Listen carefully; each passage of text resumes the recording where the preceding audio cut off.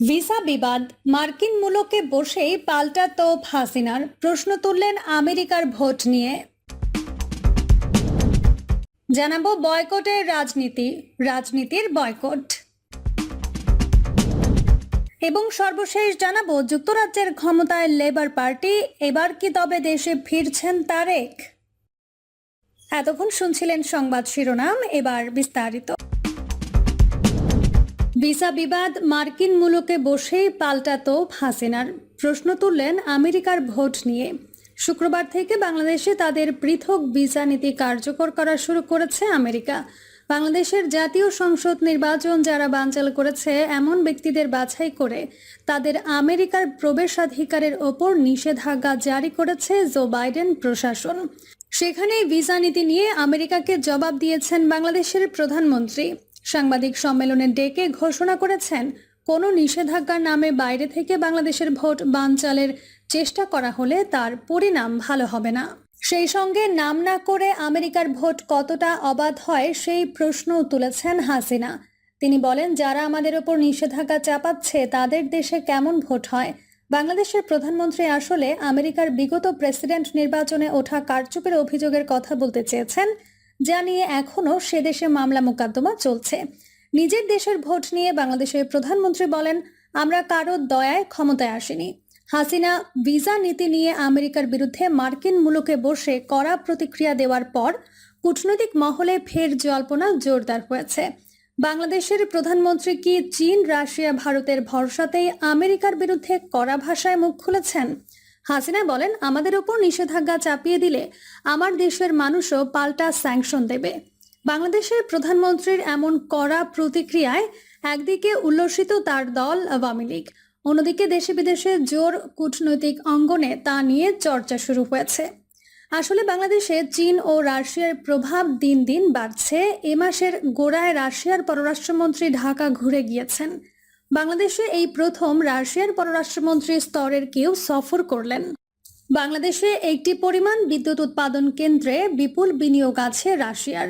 ঢাকাতেই বাংলাদেশের পক্ষ নিয়ে ভিসা নীতি নিয়ে আমেরিকার বিরুদ্ধে সরব হন রুশ পররাষ্ট্রমন্ত্রী।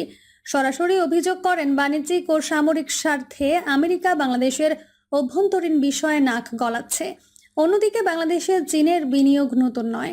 লক্ষণীয়, জাতীয় নির্বাচন সংসদ ঘিরে আমেরিকা ও তাদের মিত্র দেশগুলির সরব হলেও চীন মুখ খোলেনি। গত পরশুদিনই বাংলাদেশে চীনের রাষ্ট্রদূত হাসিনার প্রতি কৃতজ্ঞতা জানিয়ে বলেছেন, তাদের প্রেসিডেন্ট শি জিনপিংয়ের স্বল্প প্রকল্প বেল্ট অ্যান্ড রোডস প্রকল্প বাস্তবায়নে বাংলাদেশ সক্রিয় সঙ্গী। বাংলাদেশের চীন নির্ভরতা নিয়ে মিত্র দেশ ভারত সম্প্রতি মার্কিন প্রশাসনকে সতর্ক করেছে। নয়াদিল্লির বক্তব্য, বাংলাদেশে হাসিনা দুর্বল হলে ভারত ও আমেরিকা দুই দেশই বিপাকে পড়বে। তাতে একদিকে উগ্র ইসলামিক শক্তি মাথাচাড়া দিতে পারে, অন্যদিকে প্রভাব আরও বাড়বে চীনের। নয়াদিল্লির বক্তব্য, এই বাস্তবতার কারণেই দক্ষিণ পূর্ব এশিয়ার ছোট এই দেশটির ভূ রাজনৈতিক গুরুত্ব বিবেচনায় রেখে পদক্ষেপ করা উচিত আমেরিকার। বাংলাদেশের জন্য পৃথক ভিসা নীতি নিয়ে কূটনৈতিক চ্যানেলে ভারত আপত্তি জানিয়েছে আমেরিকার কাছে। হাসিনা নিউ ইয়র্কে বলেছেন, বাংলাদেশে ভোটে কারচুপির কোনো সুযোগ নেই। ব্যালট বাক্স স্বচ্ছ, সচিত্র ভোটার তালিকা আছে, আছে স্বাধীন নির্বাচন কমিশন।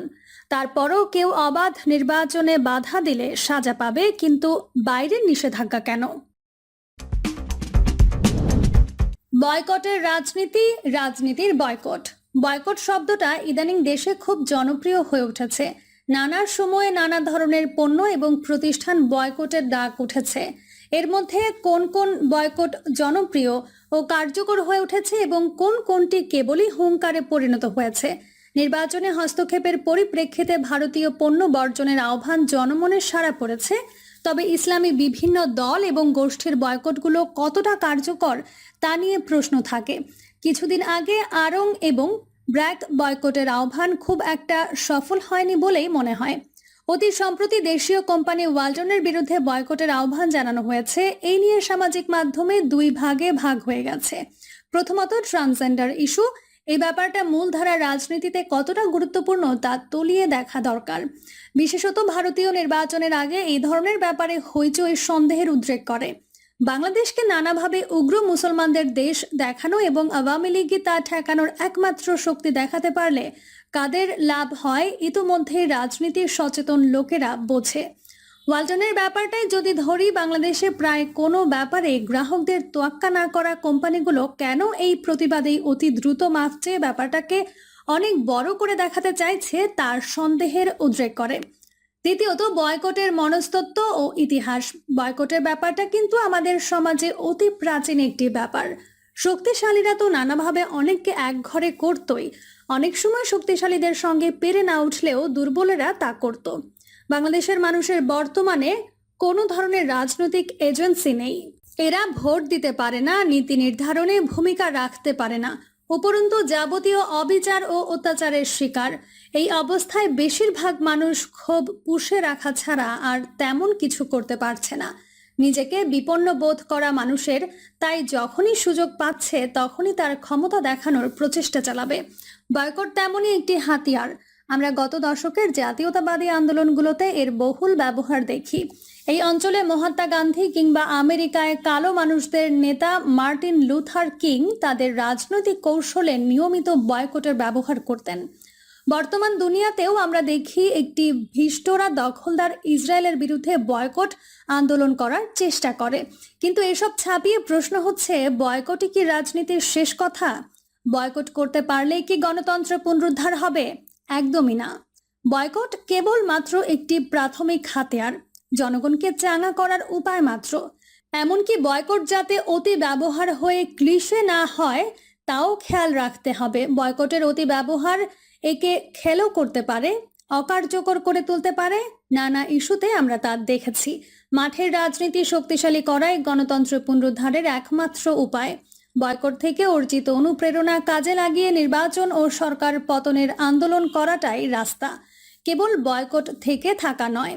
আমরা গত নির্বাচনের আগেও দেখেছি অনলাইন ভিত্তিক বিপুল জনপ্রিয় আন্দোলন সরকারকে টলাতে পারেনি। শুধু বয়কটের ধোঁয়া দিয়ে তার সম্ভবও হবে না, বরং জনগণ এতে থেমে থাকলে আরও একবার হতোদ্যম হতে হবে।